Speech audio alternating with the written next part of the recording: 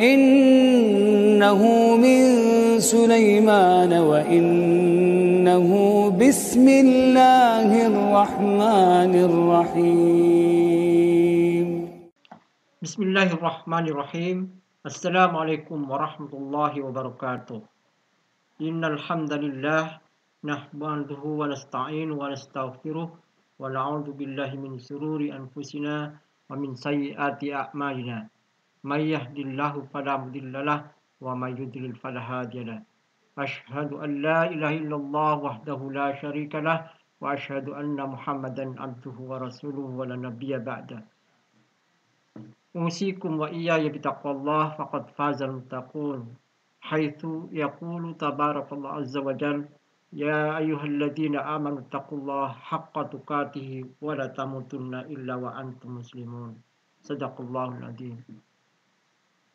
Sahabat berkah yang dirahmati Allah, marilah kita senantiasa memanjatkan kehadirat Allah Subhanahu wa taala atas limpahan rahmat, taufik, hidayah dan inayahnya pada kita semua.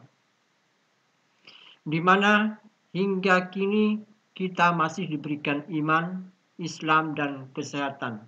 Sehingga pada kesempatan ini kita bisa bertemu lagi dalam forum kajian dakwah Islam. Tak lupa pula salawat dan salam. Semoga Allah senantiasa mencurahkan rahmat pada junjungan kita Nabi besar Muhammad SAW beserta keluarga dan para sahabatnya, yang mana beliau adalah Nabi yang membawa syafaat Allah, dan mudah-mudahan kita selaku umatnya mendapatkan syafaatnya pula di yaumil akhir. Amin ya rabbal alamin. Sahabat berkah, dalam video kali ini saya akan mengetengahkan tema tanda-tanda atau ciri-ciri orang yang mendapatkan hidayah yang akan disampaikan oleh Al-Ustadz Abdul Somad LCMA. Selamat mengikuti.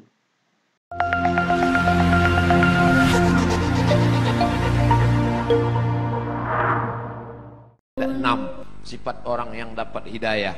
Pertama, memakmurkan masjid dengan pengertian 3: bangun, ramaikan, atur administrasinya, tertib administrasi. 2, man amana billah, akidahnya benar, la ilaha illallah. Kenapa didulukan bangun masjid baru beriman kepada Allah?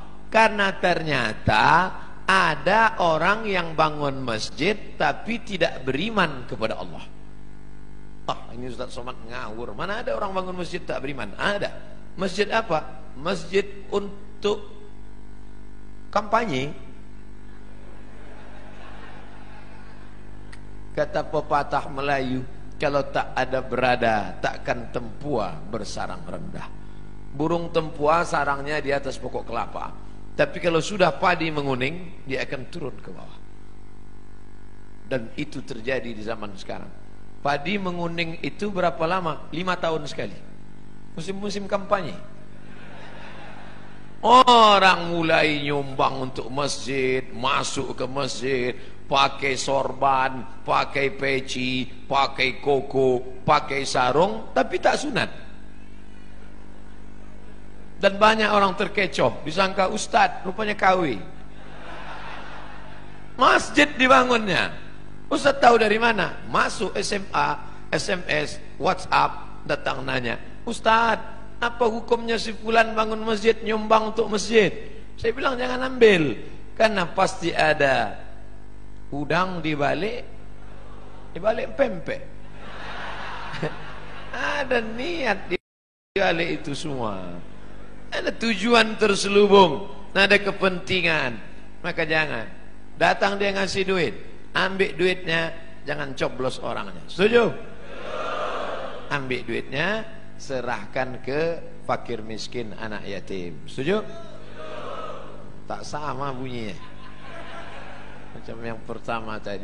Makanya prinsip dalam Islam, man amana billah la ilaha illallah.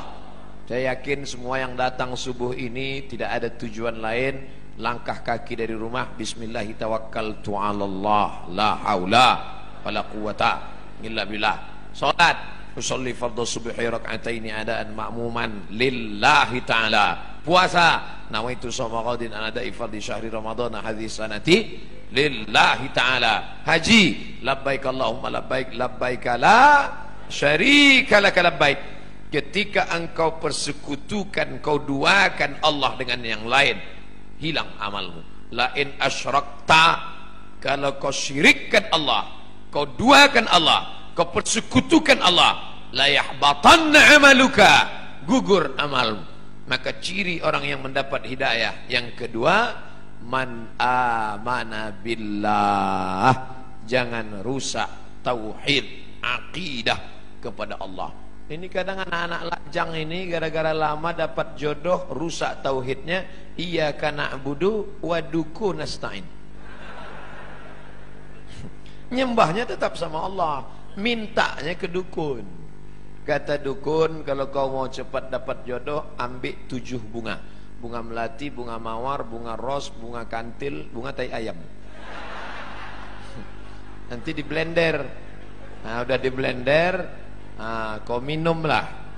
Setelah minum nanti bangkit aura merah. Begitu diminum, merah muka. Rupanya radiasi. Batu rubi berwarna merah, maka aura merah akan bangkit, wajah akan merah, biji mata merah. Ini tak betul. Kalau memang tak boleh pakai cincin, kenapa Ustaz pakai? Saya hanya sekedar suka saja. Pakai batu tak apa-apa, tapi meyakini bahwa batu memberikan efek sesuatu, rusak la ilaha illallah kita.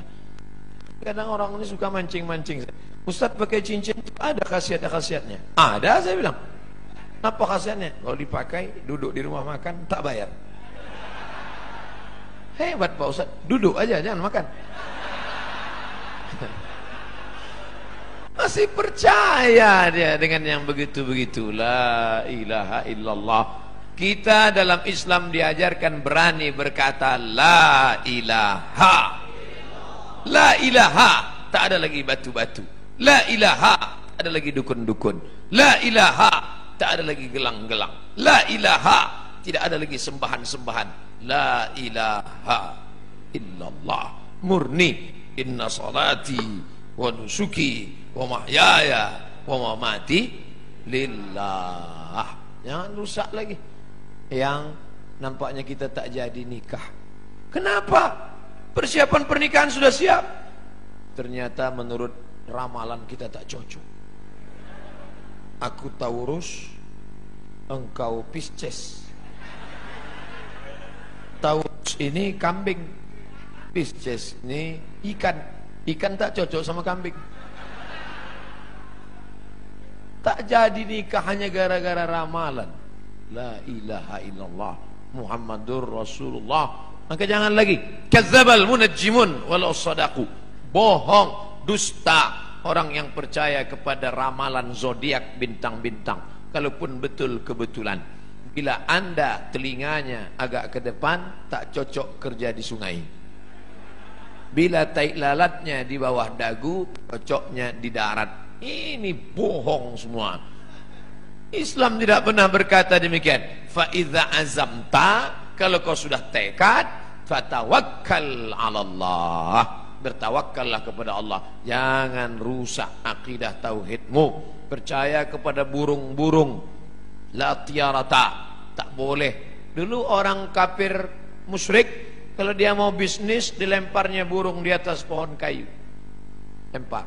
Kalau burung itu terbang ke arah negeri Syam, berarti sial. Syukmu, Syam, sial. Kalau pergi ke arah Yaman, Yamin, beruntung, lempar. Ke arah Yaman, ayo lanjutkan. Kalau ke arah Syam, berarti sial. Kalau mau bisnis, diambil anak panah 3 biji. Anak panah disimpan dalam Ka'bah, digoncang. Pergi atau tak pergi? Ambil anak panah. Pergi, ya pergi. Tidak pergi, jangan pergi. Kosong, Anda belum beruntung, goncang sekali lagi.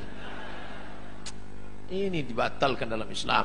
Maka dalam Islam diharamkan innamal ghamru wal maisiru wal ansabu wal azlamu khamar. Namal khamr wal maisir judi, wal ansabu menyembelih binatang untuk berhala, wal azlam mengundi nasib, rijsun najis min amali syaitan, perbuatan syaitan. Fajtanibuh, jauhi. Ciri orang yang mendapat hidayah, dia berserah diri hanya kepada Allah, tapi tetap ada usaha. Jangan tidak ada usaha. Yang nanti yang lajang-lajang, yang gadis-gadis, kamu tak ada usaha untuk jodoh. Kalau memang sudah takdir Allah, takkan kemana. Tetap ada usaha. Contoh, ini kue kotak Nengs Bakri. Ini kan memang ditakdirkan untuk saya ini kan. Memang untuk saya. Tapi saya tak ada usaha untuk membuka kotaknya. Masuk dia ke mulut saya. Tidak, menganga dari itu. Mesti ada usaha untuk membuka kotaknya, lalu memilih-milih kue yang mana. Berapa biji kue? Pilih yang ini atau ini.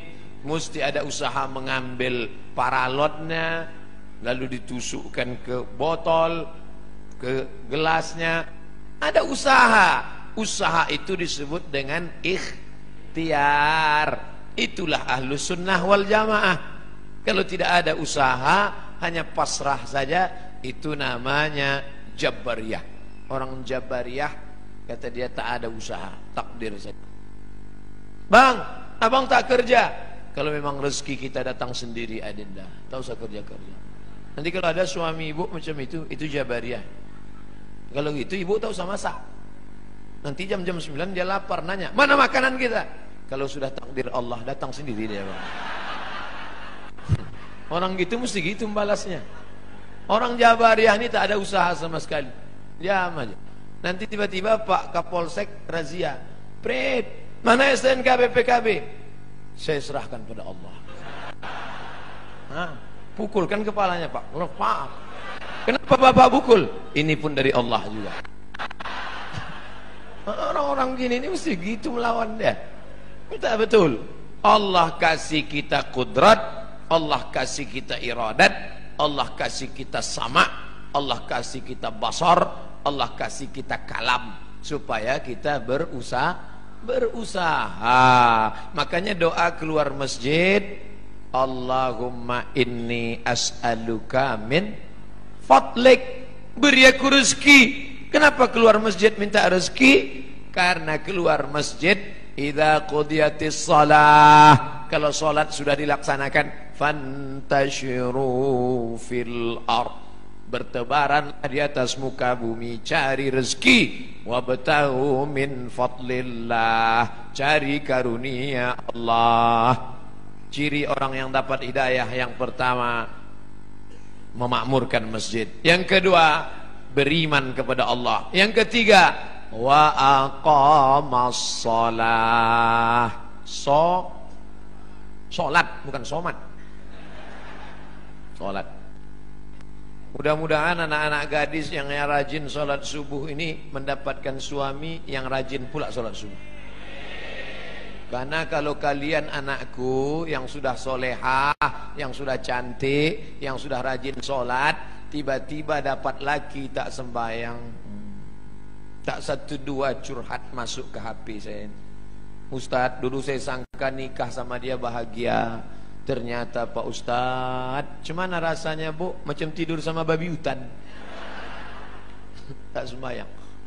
Walaupun hidup 1000 tahun, kalau tak sembahyang, apa gunanya?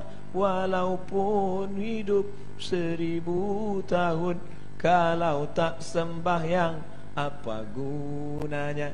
Nanti kalau Bapak Ibu kebetulan pergi umrah, ada mihrab dalam taman Raudhah Masjid Nabawi, tempat sholat Nabi. Ini Raudhah, ini mihrab namanya. Di sebelah kiri ada tertulis as-salatu imaduddin, sholat tiang agama. Kenapa atap masjid kita kokoh? Karena ada tiang. Kalau tak ada tiang, hancur.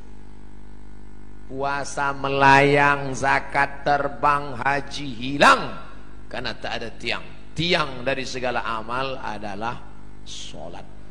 Dan solat waktunya tak boleh digeser. As-salatu ala waktiha. Apa kata panitia tadi malam? Ustadz Somad, jam 4 kami tunggu di pintu. Maka jam 4 kurang 5 saya sudah siap di ruang tamu. Tak boleh. Saya tahu ini orang-orang Pertamina ini disiplin. Kalau sampai meleset sedikit ditinggalkan ya kita. Maka saya tunggu tepat. Tapi saya tak bertanya karena di Pekanbaru sholat subuh jam 5. Ini kok cepat betul? Saya tak tanya. Saya jarang saya nanya-nanya. Masa LCMA nanya? Yalah Pak, pokoknya siap-siap. Sedangkan janji sama Allah tak boleh digeser, apalagi sama manusia tak kita geser, apalagi sama Allah. Ini sekarang banyak yang geser janji sama Allah. Palembang sholat subuh jam 4 lewat sikit, dibuatnya sholat subuh jam 8. Bangun jam 8, tutup pintu, rapatkan gorden, matikan lampu. Sholli fardhus subhi. Allah. Datang maknya buka pintu nengok. Alhamdulillah, anakku sejak ikut ngaji sama Habib Mahdi ini solat duhanya pun pakai kunut. Allahumma hdina fi man hadai. Hebat. Ustaz Somad boleh nanya Ustaz? Boleh. Ustaz kan biasanya jawab pertanyaan pakai 4 mazhab. Menurut Hanafi, menurut Maliki, menurut Syafi'i, menurut Ambali. Kira-kira solat duha pakai kunut itu mazhab apa ya Pak Ustaz? Mazhab kesiangan. Janganlah solat itu digeser waktunya. Sudah tepat. Inna salata kanat 'alal mu'minina kitaban mauquta. Sudah waktunya tepat, jangan digeser-geser. Pokoknya datang solat berjamaah. Allahu Akbar, Allahu Akbar. On time, datang. Sab'atun yuzilluhumullah. Ada 7 golongan yang akan mendapatkan naungan Allah. Yauma la zilla illa zilluh. Hari itu tak ada atap, hari itu tak ada terpal, hari itu tak ada tenda, hari itu tak ada naungan. Tapi dia mendapatkan naungan di padang mahsyar. Siapa dia? Rajulun qalbuhu mu'allaqun fil masajid. Anak-anak muda yang hatinya tergantung di masjid. Mudah-mudahan anak-anak muda di Pertamina inilah insyaallah. Kenapa Ustaz sebut anak muda? Kenapa tidak orang tua? Kalau orang tua ke masjid memang udah wajar. Kapan lagi? Nggak diintai-intai malaikat maut. Tapi anak muda yang mestinya subuh ini molor tidur, tapi datang berjamaah. Padahal tadi malam sudah tabligh akbar, subuh tetap on time datang. Inilah anak muda yang dikatakan Allah dalam Al-Quran, innahum fityatun amanu bi rabbihim wazidnahum huda. Mereka sekelompok anak muda yang beriman kepada Allah, ditambah Allah hidayah mereka. Mereka adalah ashabul kahfi. Oh, kalau gitu kami komunitas anak muda ini buat kelompok lah Pak Ustaz. Ya, apa nama kelompoknya? Kelompok komunitas anak muda ashabul kahfi. Apa programnya? Tidur aja. Mereka ditidurkan Allah karena dikejar oleh raja yang zalim, sampai akhirnya mereka tiba-tiba terbangun. Wal yatalattaf wala yush'iranna bikum ahada. Hai anak muda yang bangun, tolong kau pergi ke pasar beli makanan, tapi jangan gerasak gerusuk, tenang-tenang supaya orang tak tahu. Diam-diam mereka beli makanan, penjual makanan mengambil duit. Begitu orang ditengok, rupanya duit itu sudah expired, tak laku. Kenapa? Salah sami'atin wasdadu tis'a. Mereka tertidur di dalam gua 309 tahun. Bayangkan ada anak muda datang ke Palembang mau beli makanan, beli tekwan. Tiba-tiba ditengok duitnya tahun 1700. Zaman Syekh Abdus Somad Al-Falembani. Mentang-mentang nama sama itu yang disebut. Bayangkan apa yang terjadi saat itu. Ini ada anak muda. Rupanya zaman itu sudah berganti. Seorang raja yang soleh. Raja yang soleh mengunjungi mereka ke dalam gua, ditengok anak-anak muda terkapar, tertidur. Tak lama setelah itu mereka pun meninggal dunia. Allah hanya ingin menceritakan. Tapi ada pula di situ seekor anjing. Ini sungguh berita tidak penting. Untuk apa Allah cerita ada anjing bersama anak-anak muda itu? Ternyata Allah mau ceritakan, walaupun seekor anjing, kalau berkhidmah untuk orang soleh, tetap juga disebutkan Allah dalam Al-Quran. Anjing najis kotor, tapi berkhidmah untuk Ashabul Kahfi, diceritakan Allah dalam Al-Quran. Tapi jangan gara-gara ini habis pengajian ini sebuah membeli anjing. Cerita itu tentang Bani Israel dan cerita tentang memelihara anjing sudah mansuh, tidak ada dalam syariat Nabi Muhammad sallallahu alaihi wasallam. Artinya bapak ibu yang di rumahnya ada anjing, lepaskanlah yang lagi melihara anjing. Siapa yang memelihara anjing, amalnya satu hari dikurangi sebesar Bukit Uhud. Bukit Uhud itu panjangnya 7 km. Amal dia sehari sebesar bisul. Jadi tiap hari amalnya min. Siapa yang di rumahnya ada anjing, malaikat tidak masuk. Yang tak masuk itu malaikat rahmat. Malaikat maut tetap. Kalau malaikat maut tak masuk, udah lama saya pelihara anjing herder 3. Bapak ibu yang dimuliakan Allah, artinya apa? Istiqomah solat berjamaah. Wahai anak-anak muda, kalian buatkan komunitas anak muda pencinta masjid. Alhamdulillah sekarang sedang tren komunitas. Saya di beberapa tempat ketemu komunitas anak-anak muda. Apa komunitas kalian? Jombloan sejati. Tulisan logonya say no to bonceng. Mantap. Kalian apa komunitasnya? Ini Pak Ustadz, saya dikasih mereka di Yogyakarta, dipasangkan mereka pemasangan jaket kepada Ustadz Abdul Somad, tulis di belakang born to ride, ride to Jannah, lahir untuk mengendara menuju surga. Anak-anak geng motor. Mantap. Dipasangkan ke saya pun langsung ke airport. Habis subuh pasang langsung ke airport. Semua orang di airport nengok saya. Rupanya jaket itu dipasang naik motor, saya naik pesawat. Tak cocok. Artinya apa? Komunitas anak muda ini tetap dijaga dan mereka tetap sholat berjamaah di masjid. Habis waktu. Cepat betul. Saudara yang dimuliakan Allah Subhanahu wa taala, memakmurkan masjid sudah, beriman hanya kepada Allah sudah, menegakkan salat sudah. Masuk yang keempat, wa ataz zakah, berzakat. Orang yang sudah salat tapi tak berzakat, maka tak ada gunanya, karena dia makan haram. Di dalam duit kita itu ada zakat. Zakat orang dititipkan Allah kepada kita. Ada orang diuji kakinya, lulus. Diuji kakinya sholat berjamaah, lulus.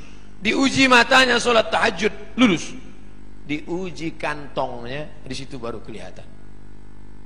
Nama siapa? Pelit bin bakhil bin medit bin kedekut. Ini orang na'udzubillah. Oleh sebab itu maka keluarkanlah zakat. Bapak sudah bayar zakat? Tiap tahun saya bayar zakat Pak Ustaz. Berapa? 2,5 kilo. Itu zakat fitrah. Zakat pendapatan 2,5%. 85 gram emas murni.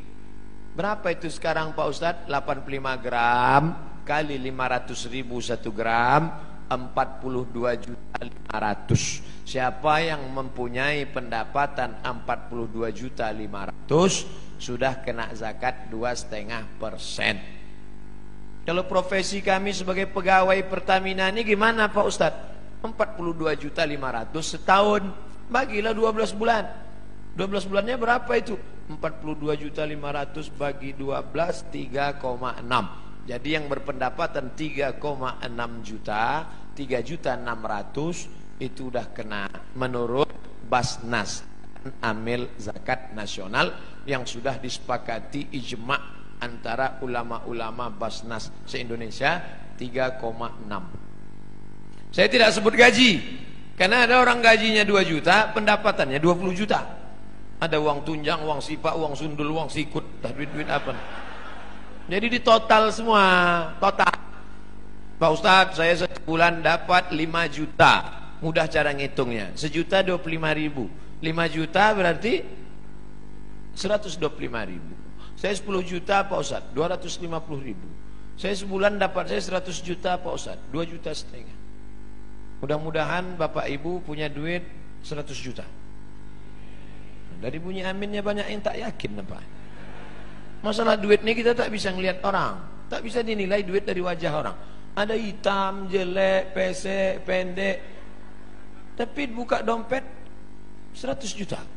Ada ganteng putih, tengok dompet 2.000 perak. Mudah-mudahan semuanya dapat 100 juta.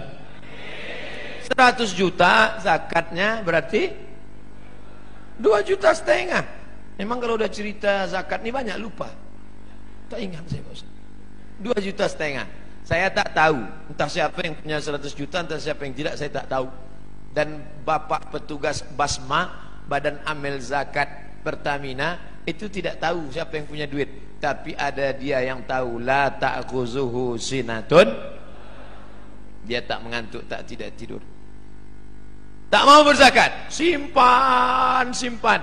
Tak ada angin, tak ada hujan, tiba-tiba lutut sakit. Dibawa ke tempat kusuk, makin sakit. Dicucuk pakai jarum-jarum itu akupunktur, sakit. Tak mempan jarum, cucuk paku payung, makin sakit. Akhirnya dibawalah ke Singapura. Sampai di Singapura datanglah dokter Cina membawa martil kecil aja. Dipukulnya lutut. Ayah, lapuklah lama pakai. Rupanya tempurung kelapa yang di lutut nih lapuk. Jadi gimana dok? Tenang, kita sudah import lutut dari Tiongkok. Berapa harganya? Sebelah kanan 40, sebelah kiri 40, ongkos pasang 20, pas 100. Itu namanya duit hantu dimakan setan. Silakanlah. Yang tak mau bayar zakat tak apa-apa, silakan. Tapi awas. Gimana? Udah ada terasa? Nah, kalau udah ada bayar. Nanti habis nih jumpai Badan Amil Zakat Pertamina, serahkan, bayarkan. Ustadz, bagusnya saya bayar, saya dapat sebulan 4 juta Pak Ustadz. 25.000 berarti 100. Apakah bagus saya bayar tiap bulan 100 atau saya tunggu setahun 1.200.000 tiap bulan? Tiap bulan serahkan. Kan sama aja. Sebulan 100, setahun 1.200.000, kan sama. Duitnya sama, setannya tak sama. Kalau 100.000 ringan, kalau sudah terkumpul 1.200.000, allazi waswisu fi sudurin nas. Yang berbisik itu siapa? Minal jin. Nah, kalau jin yang berbisik, senang. Kita baca ayat kursi selesai. Ini yang berbisik ini nas, sekantor sama kita. Sama-sama orang Pertamina juga. Mau kemana bro? Mau bayar zakat ke Basma. Berapa? 1.200.000. HP baru 1.100.000. Kita bacakan ayat kursi, hafal pula dia dari kita lagi.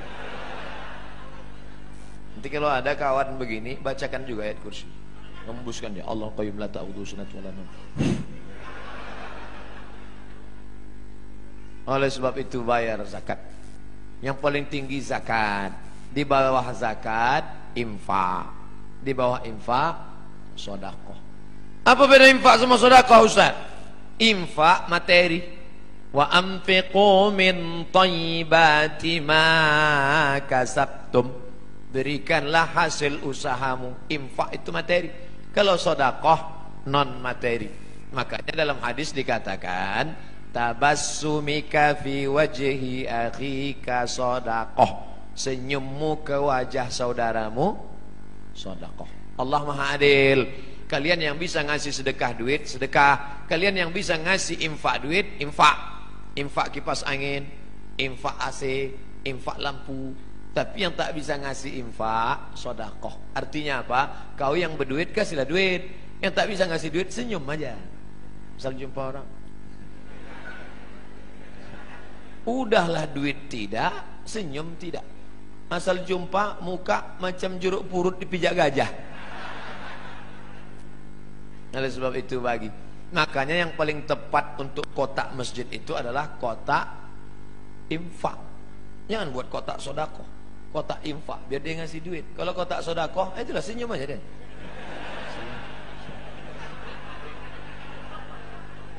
Tak bisa buat kotak wakaf, karena wakaf itu syaratnya 4. Wakaf harus ada orang yang berwakaf, orang menerima wakaf, benda yang diwakafkan, ada ijab, ada qabul. Tak bisa dibuat di situ kotak wakaf, karena kita tak pernah akad ke kotak. Mana pernah kita, hai kotak, aku kasih duit ini, kata kotak itu, aku terima, aku terima, aku terima. Oleh sebab itu yang paling tinggi zakat, di bawah zakat infak, di bawah infak sedekah. Lalu kemudian yang lebih khusus lagi namanya wakaf. Bapak Ibu yang ada tanah, wakafkanlah. Ini tanah 1 hektar saya wakafkan untuk SMP Islam di kota Palembang. Kami tak tahu ngurusnya Pak Ustadz.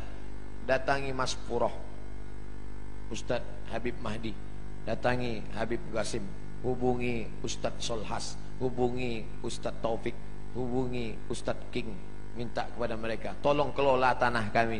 Ini tanah sejauh mata mandang, untuk apa? Tanah mati kita, habis anak berkelahi gara-gara tanah. Tanah yang 1 hektar kita wakafkan untuk sekolah, itulah yang akan mengalir untuk kita mati. Bapak-bapak, tanah bapak banyak. Begitu bapak meninggal, dijual ibu itu. Habis itu nikah dia sama Bronis. Dibuatlah rumah cantik besar. Bronis itu yang tinggal di rumah itu nanti. Dibeli mobil cantik, dia makai mobil itu. Tak percaya, cobalah. Ustadz ini tak enak, giliran mati kami dibilangnya mati. Oke, kalau gitu kita balik, ibu itu mati. Ibu yang banyak duit, oh soalnya ini beli gelang, dapat duit beli rantai, dapat duit beli cincin.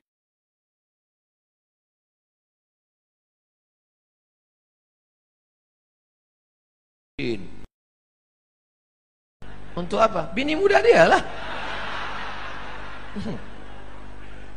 Saya bukan maksa sedekah ni, enggak. Ya, kalian laki-laki yang tak mau bersedekah, simpan aja duit itu, simpanlah. Diambil laki mereka nanti. Kalian ibu-ibu yang tak mau bersedekah, silakan. Diambil mereka untuk modal kawin lagi. Yang kalian sedekahkan, itulah yang akan mengalir menjadi amal jariyah. Siapa itu orang yang mendapat hidayah? Man innama ya'muru masajidallah. Sudah. Man amana billah. Sudah. Rupanya Ustadz Somad selip membaca ayatnya. Jamaah pula segan mengingatkan, padahal ayatnya ada di atas. Itu dia. Innama ya'muru masajidallah man amana billah wal yaumil akhir. Dunia ini akan berakhir. Kita ini macam bunga, kuntum, mekar, harum, wangi, layu, mati. Ada bunga yang tak layu-layu Pak Ustaz? Mana? Bunga kaca. Ini bunga mati. Kita bukan benda mati. Yang dulu ulama-ulama besar, raja-raja utama, Sultan Mahmud Badaruddin, mana dia sekarang? Meninggal dunia. Tapi orang bangga menyebut dia. Kenapa? Karena dia pro kepada Islam. Syekh Abdul Somad Al-Falimbani, mana dia sekarang? Meninggal. Tapi orang bangga menyebut namanya. Sampai sekarang di Riau, di Kabupaten Pelalawan, bukunya masih tetap dibaca. Nama kitabnya Sairus Salikin. Sair, perjalanan. Salikin, orang yang berjalan menuju Allah Subhanahu wa ta'ala. Bapak Ibu pergi ke Masjid Raya Kabupaten Pelalawan, Provinsi Riau, masih dikaji kitab Sairus Salikin. Dulu Ustadz Muhammad Sani namanya, Ketua Majelis Ulama yang membacakan kitab itu. Kitab ulama Palembang masih dibaca di Riau sampai hari ini. Sayrus Salikin, Syekh Abdul Somad Al-Falembani. Tapi dia bukan cuma pandai baca kitab. Syekh Abdul Somad Al-Falembani cuma baca kitab di masjid. Enggak. Dia dengar ada kerajaan di Malaysia, namanya kerajaan Kedah, berperang dengan Siam. Siam itu Thailand. Thailand berperang dengan Kedah. Ditinggalkannya Palembang, pergi dia ke sana berjihad fi sabilillah. Ternyata ulama-ulama dulu adalah ulama yang siap perang, siap membela Islam, melawan orang yang menghancurkan Kedah, kerajaan Melayu Islam. Terbang dia ke sana. Ulama besar dari Makassar, Syekh Yusuf Al-Makassari, Tajul Khalwati, melawan Belanda, dicampakkan Belanda ke Cape Town, Afrika Selatan. Jadi jangan bayangkan ulama dulu duduk di masjid mengajarkan tentang sabar. Kita dijajah Belanda, sabar. Jajah Jepang, sabar. Kita diinjak-injak orang kafir.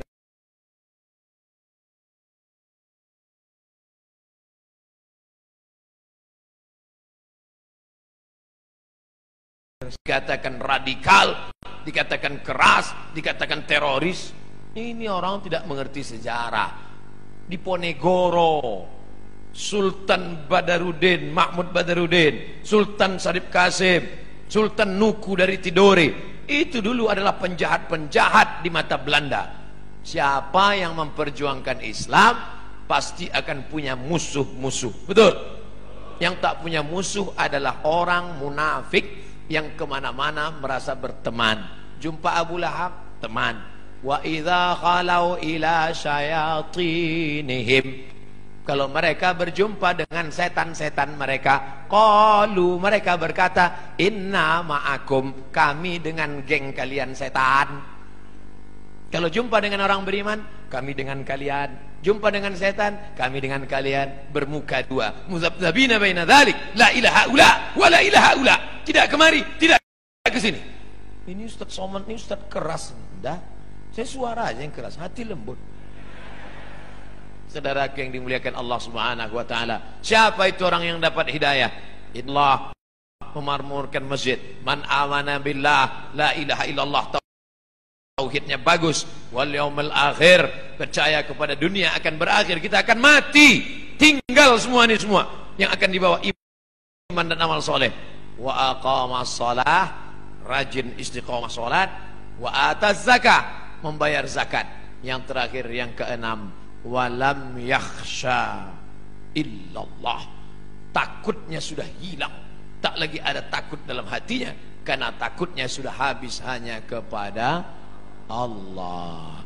Orang yang korupsi, kalau ditanya tanya lagi, Bapak korupsi itu kenapa? Takut nanti pensiun tak punya rumah, tak punya mobil, tak punya kebun sawit, tak punya kebun karet, tak punya kos-kosan, takut anak tak bisa kuliah, takut dunia membuatkan orang menghalalkan yang diharamkan Allah. Makanya ditulis di sini besar-besar, walam yakhsha illallah. Itu dia, walam yakhsha illallah. Sengaja pas di atas saya ini dibuat, walam yakhsha illallah. Oh, jadi itu tulisannya Pak Ustaz. Itulah tulisannya. Kami sangka semen-semen aja nih Pak Ustaz.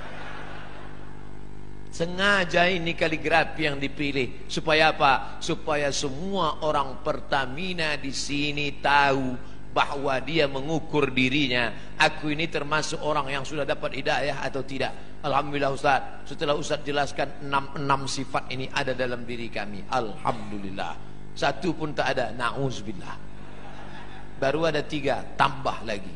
Kami tak berdaya. La haula wala quwata illa billah. Jangan takut menghadapi hidup. Walam yakhsha illallah. Makanya ibu-ibu itu paling kuat dia. Meninggal suaminya, anaknya ada 3, tak ada dia takut. Tak menangis dia waktu suaminya meninggal. Ibu tak nangis, tak takut masa depan. Tidak Pak Ustaz. Kenapa? Banyak harta warisannya. Tak nangis ibu? Tidak. Kenapa tak nangis? Sudah lama aku tunggu. Bapak ibu yang dimuliakan Allah, siapa yang tak ada rasa takut dalam hati? Kita tetap takut. Yang membuang takut itu Allah. Ala inna awliya Allah Kalau sudah kalian dekatkan diri kepada Allah, bagaimana sifat orang itu? La khaufun alaihim wala hum yahzanun. Dicabut Allah takut, dicabut Allah sedih. Itulah yang merusak hati orang modern. Takut, sedih, penyakit stres, depresi, jantung koroner, diabetes meletus, asam urat naik gara-gara terlampau takut, sedih. Apa beda takut sama sedih? Sedih terhadap masa lalu, takut terhadap masa depan. Yang kuliah takut tak selesai S1. Yang sudah S1 takut tak kerja. Yang udah kerja takut di PHK. Yang udah kerja takut tak bisa nikah. Yang udah nikah takut tak punya anak. Yang udah punya anak takut tak bisa nikah sekali lagi. Istri pertamanya meninggal. Ibu mau marah. Takut terhadap masa depan. Maka menghilangkan takut itu dengan apa? Falyabudu rabb hadzal bait. Banyak-banyak engkau beribadah di rumah Allah ini. Kalau engkau banyak beribadah, Allah janjikan dua. Apa dia? At'amahum min ju'. Kalau kau lapar dikasihnya makan. Wa amanahum min khauf. Kalau kau takut dikasihnya aman. Ibu-ibu yang merasa takut banyak-banyak beribadah. Kalau kau lapar dikasihnya makan. Saya enggak percaya Pak Ustaz. Saya lapar udah beribadah, kenapa tak ada? Tengok, langsung dapat kue kotak. Dan kabar gembira, setelah ini akan ada sarapan bersama di rumah masing-masing. Panitia udah cemas sudah tadi. Ini gawat Ustaz. Kaji kita kan tentang takut. Jangan takut. Insya Allah saya tak salah cakap. Jadi kalau ada terasa takut adik-adik, nanti KKN tiba-tiba ditempatkan di suatu desa, disuruh ngasih kata sambutan, takut menggeletar. Assalamualaikum. Apa kalian takut? Yang kuhadapi ini manusia. Aku manusia. Pak Kades, Pak Kapolsek, Pak Dandim, Pak Danramil, Pak Kapolda, Pak Kapolri, ini semua manusia. Sampaikan, manusia yang kuhadapan, sama-sama manusia. Bismillahirrahmanirrahim. La haula. Hilangkan takut. Tapi dalam hati aja, jangan pula dicakapkan ke depan mereka. Hai kades-kades, kalian manusia semua. Aku mau, jangan begitu. Cukup dalam hati kita saja. Jangan angkuh, jangan sombong. Takut, ngeri, cemas, di mana letaknya? Di jantung. Ala fil jasadi mudghah. Ketahuilah di dalam dirimu itu ada segumpal. Idza salahat salahal jasadu kulluh. Kalau di jantung itu baik, yang lain ikut baik. Kalau sudah jantung bermasalah, maka yang lain ikut bermasalah. Makanya Bapak Ibu dengar kabar Syanu meninggal mendadak kemarin. Kenapa? Sakit jantung. Pernah tak dengar? Syanu meninggal kenapa? Kena kurap jantung. Maka jantung itu mesti dinormalkan. Dengan cara apa? Ala bidzikrillahi tatmainnul qulub. Banyak-banyak berzikir mengingat Allah, maka jantung akan normal. Kalau terasa jantung tak normal, letaknya di dada sebelah kiri. Coba raba pegang. Yang dipegang dada kita, jangan dada kawan. Normalnya. Orang yang tak normal tuh banyak-banyak zikir. La ilaha illallah, la ilaha illallah. Maka goyang kepalanya itu ke kiri. La ilaha illallah. Sini. La ilaha illallah, la ilaha. Ini banyak orang yang zikir goyang kepala. Tanya, kau kenapa goyang? Entah, tengok orang goyang, aku goyang pula. La ilaha illallah. Allah, Allah, Allah, Allah, Allah, Allah, Allah, Allah, Allah, Allah, Allah, Allah, Allah, sampai mati. Karena nanti yang terakhir keluar dari mulut kita, la ilaha illallah. Habis. Itulah sifat. Demikian apa yang disampaikan tadi oleh Al-Ustadz Abdul Somad LCMA, yaitu tentang tanda-tanda atau ciri-ciri orang yang mendapatkan hidayah. Semoga dengan tausiah tadi akan menambah keilmuan kita dan tentunya menambah keimanan kita, serta akan meningkatkan ketakwaan kita kepada Allah Subhanahu wa taala. Amin ya rabbal alamin. Demikian dari saya. Kurang lebihnya mohon maaf sebesar-besarnya. Wassalamualaikum warahmatullahi wabarakatuh.